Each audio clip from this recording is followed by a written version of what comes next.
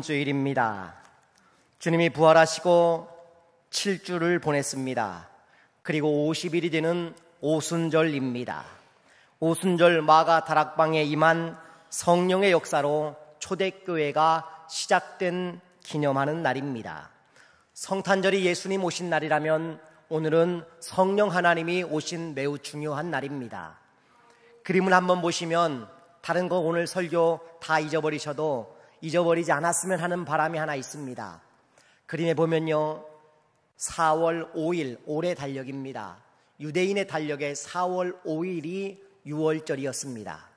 그리고 6월절을 지나면 그 다음 날부터 이제 일주일 동안 무교절을 지내게 됩니다. 그리고 그 중간에 4월 9일 표시된 거 보이시죠? 이 날이 바로 초실절, 초막절이라고 부릅니다. 이때 하는 게 뭐냐? 보리를 베는 추수가 시작됩니다. 그러면 보리 한 움큼을 쥐어서 베고 그 벤 보리를 가지고 하나님 앞에 올려드리며 제사를 드리는데, 주님 이제 우리가 초실절 절기를 시작합니다. 보리 베는 날짜, 보리 베는 추수가 시작되는 봄의 절기입니다. 언제 끝나느냐? 오순절에 끝이 납니다. 밀 농사까지 완전히 추수가 끝나는 날이 오순절입니다. 지난 시간까지 들었던, 지난주 설교에 들었던 내용도 약간 중복이 되지요. 굉장히 중요한 날입니다. 그리고 저 초실절에 여러분 이런 말씀 들어보셨잖아요. 예수님이 우리의 부활의 첫 열매다, 이런 말씀 들어보셨습니까? 예, 우리가 거둔 곡식의 첫 열매를 드리듯 예수님이 우리의 부활의 첫 열매가 되어주신 날이 초실절입니다.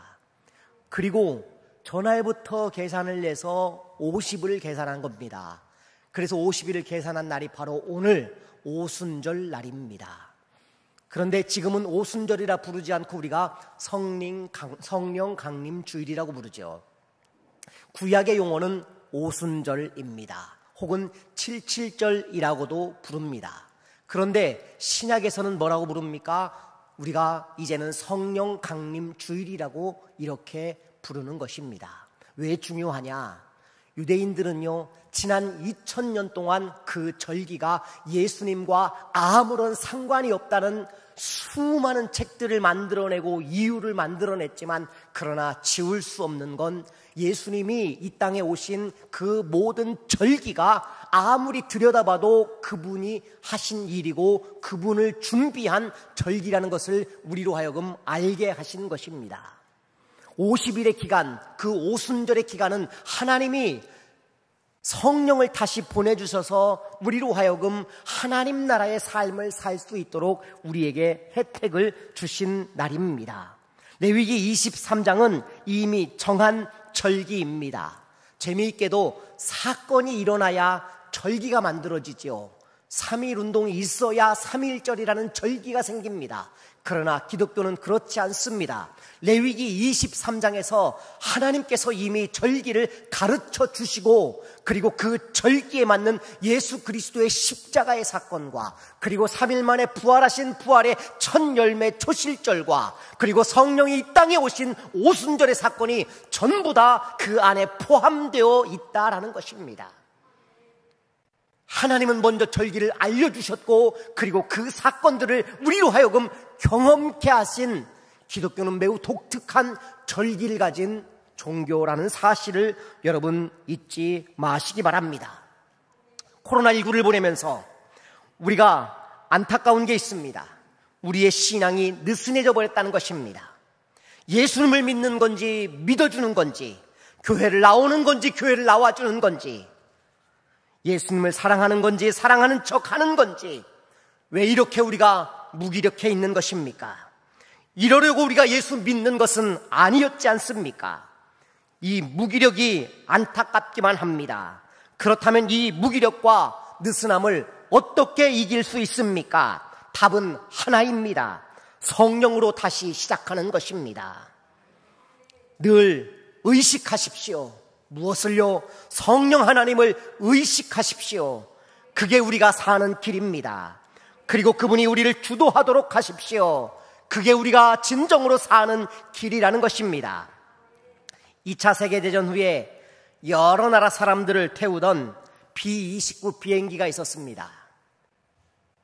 갑자기 하늘에서 고장이 났어요. 기장이 긴급하게 명령을 내립니다. 모두 낙하산을 메고 뛰어내리십시오. 그래야 삽니다. 그런데 겁을 먹고 아무도 뛰어내리질 않습니다. 낙하산을 타본 적이 없거든요. 기장이 하는 수 없이 독일 사람에게 먼저 이야기를 합니다. 히틀러의 명령입니다 했더니 이 사람이 하이 히틀러 하고 뛰어내립니다.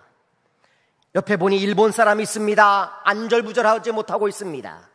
그 사람에게도 이렇게 말합니다. 천황폐하의 명령입니다. 그랬더니 소데스까 하면서 이 사람이 뛰어내렸습니다. 프랑스 사람이 옆에 있었습니다. 저 떨어지는 낙하산들을 보십시오. 스타일 죽이지 않습니까? 그랬더니 이 사람이 두말 않고 뛰어내렸다는 겁니다. 미국 사람도 있었습니다. 모두들 뛰어내리는데 민주주의의 원칙을 지켜주십시오 했더니 이 사람이 뛰어내리더라는 거예요. 마지막 한 사람이 남았습니다. 한국 사람입니다. 기장이 귓속말로 속삭였습니다. 뭐라고 그랬을까요? 이렇게 말합니다. 낙하산 공짜예요. 그랬더니 이 사람이 뛰어내렸다는 겁니다. 하나님의 은혜는 공짜입니다. 성령 하나님도 우리에게 마음 먹고 열려 있으면 공짜입니다, 여러분. 이 세상 풍조를 따르는 삶을 성경은 우리에게 원하지 않습니다. 우리의 영은 세상의 풍조를 따르며 살기에 너무 익숙한 몸을 가지고 있습니다. 그런데 성령을 따르는 삶은 영적인 흐름을 바꾸어 놓습니다. 오늘 우리의 삶의 영적 흐름을 바꾸는 길을 본문 가운데서 찾아보기를 원합니다. 첫째, 우리가 어떤 존재인지를 알아야 되는 겁니다. 내가 누구인지를 알아야 되는 건데 뭐라고 표현하느냐? 우리가 자유를 위해 부르심을 받은 존재라고 말합니다. 본문을 같이 읽어보시죠. 13절입니다. 형제들아, 너희가 자유를 위하여 부르심을 입었으나 그러나 그 자유로 육체의 기회를 삼지 말고 오직 사랑으로 서로 종노릇하라. 아멘. 자유를 위해 저와 여러분을 불러주셨다고 말하고 있는 것입니다. 여러분, 그런데 그 자유를 우리가 오해하면 안 됩니다. 막 쓰는 자유가 아닙니다. 방종을 말하는 것이 아닙니다. 어떤 자유일까요? 18절을 또 주목해 보아야 됩니다. 같이 읽습니다. 너희가 만일 성령의 인도하시는 바가 되면 율법 아래에 있지 아니하리라. 아멘. 자, 13절과 18절의 말씀이 어떤 의미인지를 제가 쉽게 설명합니다. 살면서 내가 뇌물을 줄 일이 없는 사람, 받을 일도 없는 사람은 김영란법이라는 게 아무 소용없습니다. 그런 법이 있거나 말거나 우리의 무관심입니다. 그런 거 할 일이 없기 때문이지요. 주택임대차 보호법이라는 게 있지요. 그런데 그 법 아래에 있는 사람들이 있습니다. 누굽니까? 주택을 임대해야 되는 사람, 아니면 임대를 내어주어야 하는 사람들, 그런 사람들에게는 그 주택임대차 보호법이라는 것이 불편하기도 하고 유익하기도 하고 양면성을 다 가지고 있는 겁니다. 그 보호법 아래에 있고 그것이 중요하게 지켜져야 할 문제입니다. 반면에 집이 한 채, 나 사는 것만 딸랑 있는 사람, 그거면 족한 사람, 그것만 있는 사람은 그런 법이 있거나 말거나 아무 상관없단 말입니다. 여러분, 성령을 받은 사람은요, 율법이 아무리 복잡해도 아무 문제 되지 않는다, 자유함을 얻게 된다, 지금 이런 말씀인 것입니다. 이해되세요? 이해하는 척이라도 하십시오. 고개를 끄덕거리면서.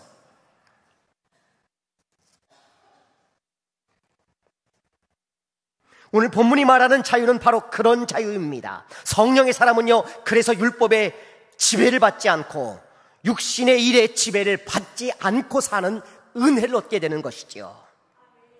우리가 예뻐지려고 노력하잖아요. 얼굴에 나도 모르게 자꾸 주름이 생길 때 있습니다. 그럼 어떻게 합니까? 어떻게든 안 생기게 하려고 주름 안 생기는 음식들을 먼저 찾습니다. 콜라겐을 먹으려고 애를 쓰고 인터넷도 검색해보죠. 성형외과도 검색해보고 보톡스도 검색해보고 필러도 검색해보고 다 검색해봅니다.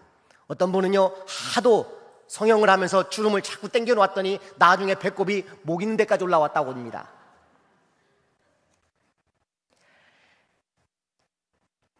그러나 반면에 외모에 관심이 전혀 없는 사람도 있거든요. 그런 사람들은 내 삶의 가치를 거기에 두지 않기 때문에 외모의 자유함을 가져버리는 것입니다. 우리가 그렇다는 것입니다. 예수 믿으면 이건 아니야 라고 결정이 되어지면 더 이상 우리가 관심을 쏟지 않아도 되는 삶의 문제들이 생긴다는 것입니다. 그런데 그것이 어떻게 오는 것입니까? 성령의 오심으로 가능하다는 것입니다. 성령의 충만을 입는 것이지요. 여러분, 성령 충만이 우리에게 어떤 것인가? 도대체 어떻게 하면 성령 충만한가? 뜨겁게 기도해야 되는가? 성령 충만이 날마다 교회에 와서 우리가 통성으로 기도하고 방언을 해야 성령 충만인가? 아니요, 그것도 맞습니다. 그러나 성령 충만은요, 의식하며 사는 겁니다. 아주 쉽게 설명해 드리는 거예요. 무엇을? 성령 하나님을 매일의 삶 속에 우리가 의식하며 사는 것, 그것이 성령 충만입니다. 세상의 것이나 육신의 것을 의식하기보다 성령님만 의식하면 육신의 자유를 우리에게 주어버린다는 거예요. 구약이 말하는 율법의 핵심이 뭡니까? 하나님 사랑이지요. 하나님과 함께함이지요. 그렇다면 신약이 말하는 복음의 핵심은 뭡니까? 그것도 역시 하나님을 사랑하는 것입니다. 우리의 삶 전체가 하나님을 의지하며 말씀 안에 거하는 삶을 사는 것, 그것이 성령의 도우심이고 우리에게 허락하신 자유함인 것입니다. 내가 구원받았는데 삶이 여전히 옛날과 같다면 미안하지만 구원받지 않은 거예요. 그건 교리적 구원으로만 지금 이해하고 있는 거예요. 진짜 구원은요, 내 삶이 달라져 있어야 하는 것이죠. 왜요? 성령 하나님 우리와 함께 계시기 때문입니다. 과거에 믿었던 것, 과거에 구원받았던 것, 나의 경험과 영광은 과거일 뿐입니다. 오늘 여전히 우리가 구원 얻은 존재로 살 수 있어야 하는 것이죠. 왜요? 성령님이 지금도 우리 가운데 살아 역사하시기 때문입니다. 성령 강림절이 어떤 날입니까? 이것은요, 초대교회가 시작한 날이에요. 하나님의 나라가 지상의 교회에 임한 것입니다. 교회가 뭡니까? 예수 그리스도를 구주로 고백하는 공동체, 유기적인 공동체를 교회라고 불러요. 건물이 교회 아니에요. 건물은 정확한 표현으로는 우리가 예배당이라고 부르는 거고, 효자동 교회가 어디 있습니까? 누가 물어본다면 각 처소에 있습니다 라고 말하는 게 정확한 답입니다. 왜요? 교회는 예수 그리스도를 구주로 고백한 성도들의 모임이기 때문입니다. 성령이 함께 계신 사람들의 모임인 것입니다. 그 교회가 시작되어진 것, 지상의 천국이 시작되어진 날이 바로 성령 강림 주일입니다. 복음 안에 자유하는 저와 여러분 되기를 주의 이름으로 축원합니다. 두 번째, 술 취하지 말고 성령을 의식하는 저와 여러분 되기를 축원합니다. 16절, 17절 같이 읽어봅니다. 시작.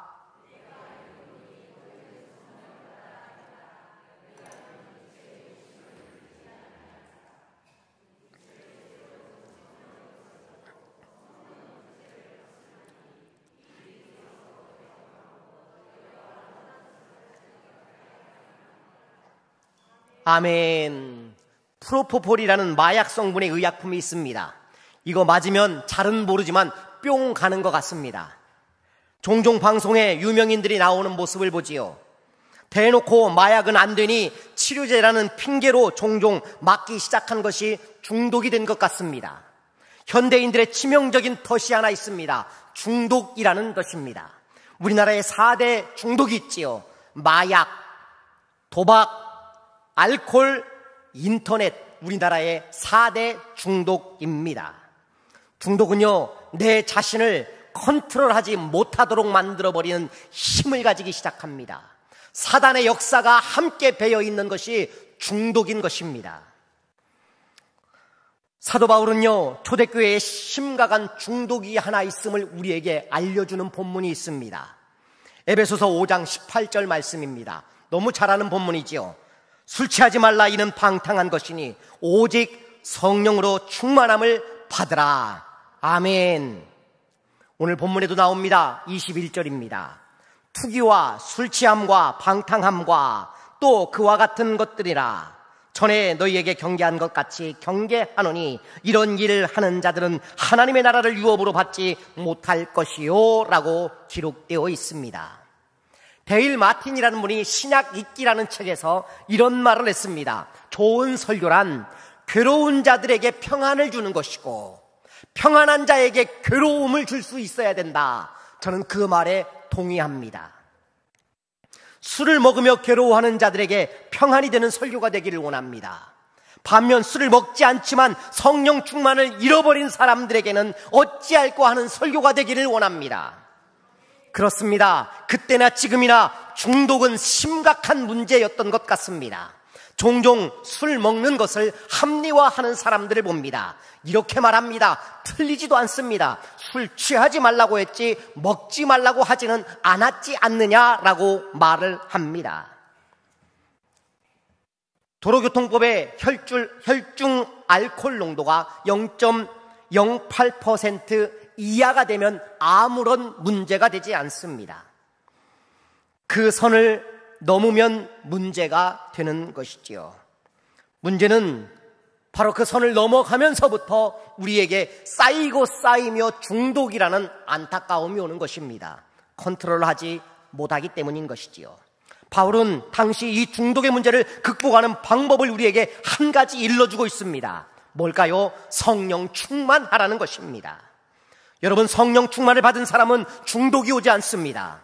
육체의 소욕으로 사는 것이 아니라 하나님의 은혜로만 살기 때문에 중독이 올 길이 없는 것입니다. 이미 성령이 가득 차 있기 때문에 딴 생각을 품을 수가 없는 것입니다. 바울은 어떤 사람입니까? 곁에서 성령을 체험한 수많은 사람들을 만났을 것입니다. 그런 그가 강력하게 말합니다. 뭐라고요? 술 취하지 말라고 권고하고 있는 것입니다. 중독에 빠지지 말라고 우리에게 권고하고 있는 것입니다. 성령 충만을 해결하는, 성령 충만으로 우리가 삶의 문제를 해결하라고 권고한다는 것입니다. 성경에 술 취하지 말라는 본문들을 찾아봤어요. 얼마나 될까요? 이만큼입니다. 한번 보시죠.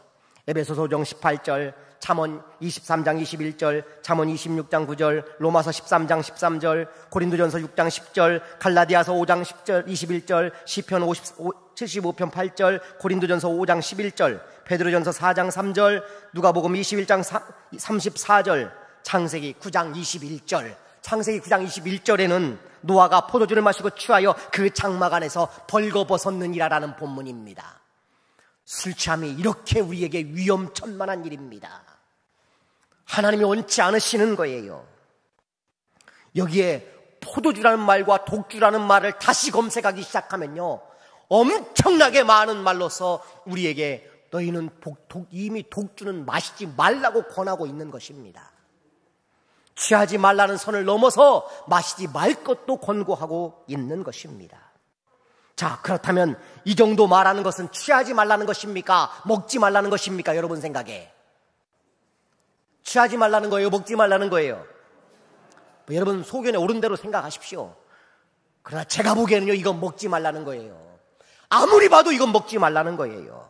구약과 신약, 복음서, 서신서, 모세오경, 시가서, 역사서 전방위적으로 술 취하지 말 것을 권고하고 있는 거예요. 그런데 어떻게 우리가 하나님의 말씀을 외면할 수 있습니까? 이렇게 말하면 또 어떤 문제가 있는지 아십니까? 아니, 술 취하지 않는 사람은 왜 성령 충만을 못 사냐는 거예요. 술도 안 취하고 있는데 그것도 문제인 거예요. 그러면 술이 죄냐라고 물어볼 수 있죠. 그 판단은 여러분 각자의 몫으로 남겨드릴게요. 저는 죄다 아니다 구분하지 않겠습니다. 다만 하나님은 술 먹는 사람인들 왜 구원하시지 않겠습니까? 하나님은 우리가 생각하는 것보다요 엄청나게 큰 분이세요. 내가 어떤 몇 가지 잘못 때문에 우리를 품지 못하실 그런 분 아니세요. 우리 모두를 품어주실 하나님이십니다. 아멘 안 하시니 서운합니다. 목사가 인기 떨어지게 술 이야기합니다. 목사님, 요즘 술 없이 미팅이 안 돼요. 목사님, 요즘 술 안 마시면 비즈니스 어려워요. 그래요, 세상 풍조가 그럴 것 같습니다. 이해도 됩니다.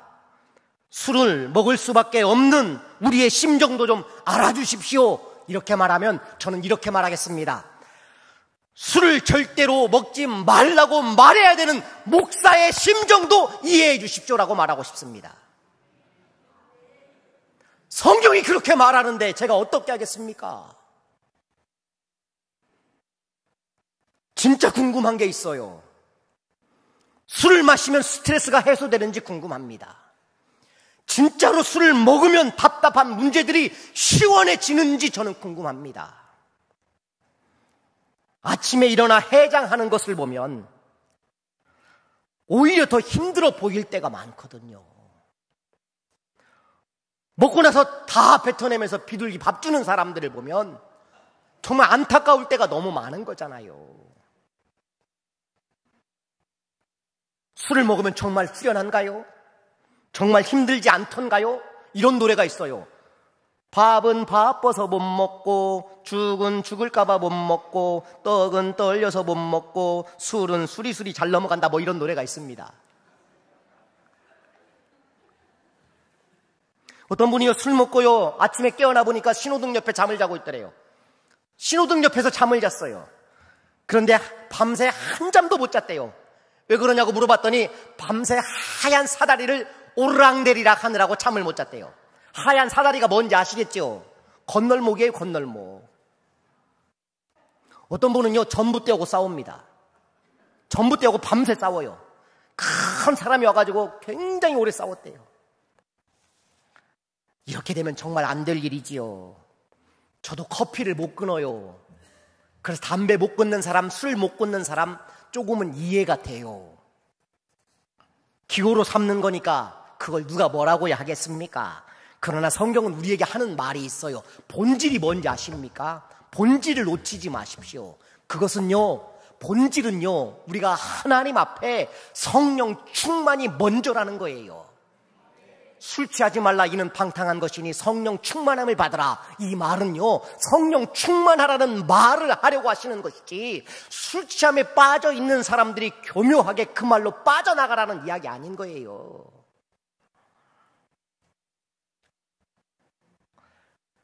술이 땡기거든 이렇게 해보십시오. 우유를 1리터짜리를 2병을 사세요. 그리고 한 번에 다 드십시오. 그리고 아무것도 하지 말고 잠을 자면 해결할 수 있어요. 그냥 자버리는 거예요. 배불러서 못 들어가지도 않아요. 그냥 자는 게 편해요. 무슨 말입니까? 가득 채우라는 거예요. 뭘로? 비어있는 그곳에, 허무해진 그곳에, 답답해 안 풀리는 그곳에 성령으로 채우는 은혜를 얻으시라는 겁니다. 사랑하는 사람이 생기면 어떻습니까? 다른 사람이 안 들어와요. 그 사람만 내 안에 들어있어요. 다툼이 생기면 어때요? 아무 일이 손에 잡히질 않아요. 떨치려 해도 머릿속에 온통 그 사람뿐인 거예요. 왜? 그 사람으로 이미 충만해져 있기 때문입니다. 그게 사랑인 것이지요. 성령 충만, 이 말은 무슨 말입니까? 성령 충만, 이 말은 하나님을 의식하라 이 말이에요. 여러분의 삶에 성령 충만, 하나님을 의식하는 삶이 되기를 주의 이름으로 축원합니다. 세상에 취하지 말고 하나님께 마음을 두십시오. 거기에 은혜가 있습니다. 세 번째, 성령으로 주도하는 삶을 살게 하십시오. 24절, 25절 말씀을 같이 읽습니다. 시작.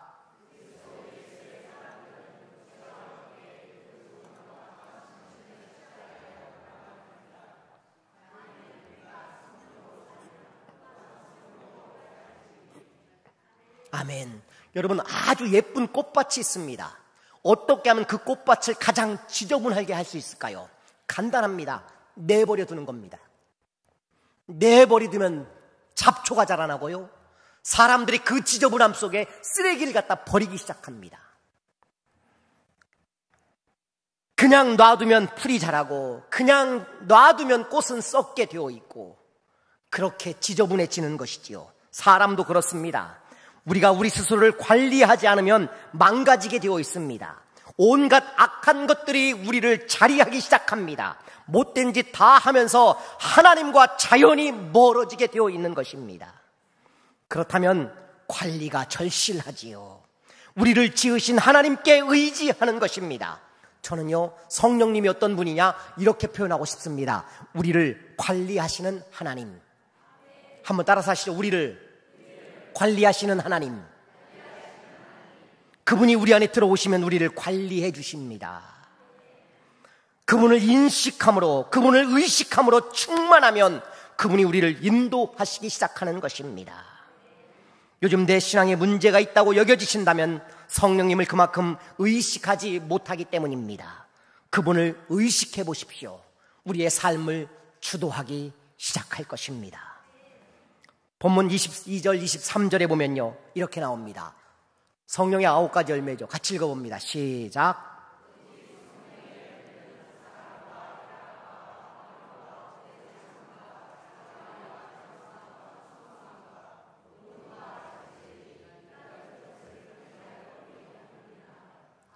아멘. 여러분, 열매가 여기 몇 개 나옵니까? 9개 나와요. 9개. 그런데 원어에는 뭐라고 나오느냐? 성령의 열매라는 그 단어가 9개가 아니라 단수로 기록되어 있습니다. 하나입니다. 성령의 열매는 딱 하나예요. 여러분 안에 성령이 오시면 종합 선물 세트로 오시는 거예요. 그 안에 들어있는 것이 9가지가 들어있는 것이에요. 아이고, 나는 안 변해. 나 같은 사람도 나는 원래 이런 사람이니까 그런 줄 아세요. 천만의 말씀입니다. 성령 받으면 변화될 수 있는 거예요. 달라질 수 있는 거예요. 사람 안 변한다는 말 많이 듣잖아요. 그러나 성령이 오시면 변하는 것입니다. 여러분 안에 성령이 오시기를 주의 이름으로 축원합니다. 내가 안 하려 해도 하게 하시고, 내가 하려고 해도 때로는 못하게 하시는 은혜가 성령 안에 있는 것입니다. 간혹 동굴에 랜턴을 들고 갈 때 있지 않습니까? 박쥐들이 도망갑니다. 오래된 집에 후레쉬를 켜거나 문을 활짝 열면 그 방 안으로, 어두운 방 안으로 빛이 들어가면서 쥐들이 도망가고 벌레들이 다 순식간에 도망갑니다. 성령은 그런 것입니다. 우리 안에 성령이 들어오시면 밝음이 와서 우리 안에 어두운 것들이 다 물러가는 역사가 함께 있는 것입니다. 온갖 추한 것들이 드러나는 것이지요. 사랑하는 성도 여러분, 성령 충만하시고 그분의 인도함을 받기를 주의 이름으로 축원합니다. 말씀을 정리합니다. 농구 경기에 리바운드라는 용어가 있습니다. 다시 돌아오는 기회이지요.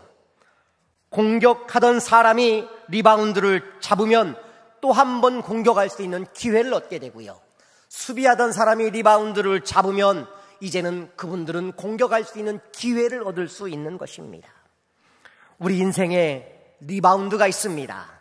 물러설 수 없는 우리의 삶의 도전, 안 풀린다고 주저앉을 수밖에 없는 우리의 삶이지만 우리 인생을 다시 일으켜 세워주시는 우리 인생의 리바운드가 있습니다. 그게 바로 성령 하나님이십니다. 하나님께서 우리에게 성령을 보내주셨습니다. 그 성령께서 우리를 다시 일어서게 하실 것입니다. 성령의 충만을 잃었다면 다시 그분으로 채우셔야 합니다. 그래야 우리 인생의 리바운드를 얻게 되는 것입니다. 예수님께서 십자가의 죽으심으로 하나님의 사랑이 끝났다고 여기지 마십시오. 저는요, 하나님의 사랑의 끝은 십자가의 사건이 끝이 아니라 성령이 오심으로 끝난다고 생각합니다. 왜냐하면요, 하나님이 그 아들 보내셔서 우리를 구원하셨는데 영원히 우리와 함께 하시고 싶은 거예요. 그래서 우리 안에 오셔서 성령 하나님으로 내주하고 계신 은혜인 것입니다. 성령 충만, 그것은 성령님을 의식하는 것입니다. 그리고 그분이 내 인생을 주도하게 맡기셔야 합니다. 성령님, 그분은 우리를 관리하시는 하나님이십니다. 기도하겠습니다. 아버지 하나님,